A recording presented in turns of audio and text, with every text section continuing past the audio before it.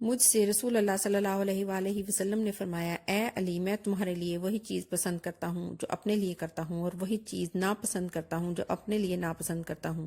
تم دونوں سجدوں کے درمیان عقا نہ کیا کرو۔ امام ترمذی کہتے ہیں، بعض اہل علم نے حارث العور کو ضعیف قرار دیا ہے، اور اکثر اہل علم کا عمل اس حدیث پر ہے کہ وقاء کو مکروہ قرار دیتے ہیں۔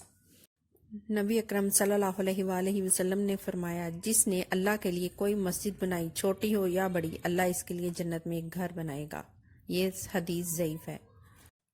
رسول اللہ صلی اللہ علیہ وآلہ وسلم نے قبروں کی زیارت کرنے والی عورتوں اور قبروں پر مساجد بنانے والے اور چراغ جلانے والے لوگوں پر لعنت فرمائی ہے۔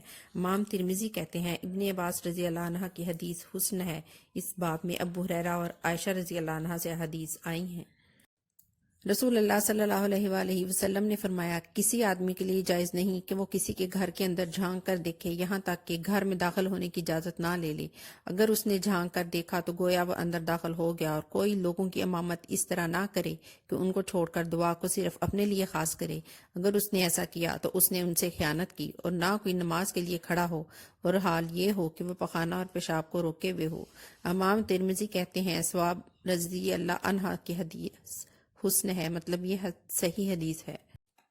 رسول اللہ صلی اللہ علیہ وآلہ وسلم نے 3 لوگوں پر لعنت فرمائی ہے۔ ایک وہ شخص جو لوگوں کی امامت کرے اور لوگ اسے ناپسند کرتے ہوں، دوسری وہ عورت جو رات گزارے اور اس کا شوہر سے ناراض ہو، تیسرا وہ جو حی علی الفلاح سنے اور اس کا جواب نہ دے، یعنی جماعت میں حاضر نہ ہو۔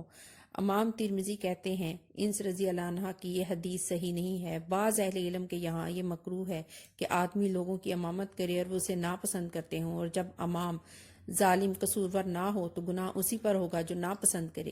جب 1 یا 2 یا 3 لوگ ناپسند کریں تو اس کے انہیں نماز پڑھانے میں کوئی حرج نہیں، الا یہ کہ لوگوں کی اکثریت اسے ناپسند کرتی ہو۔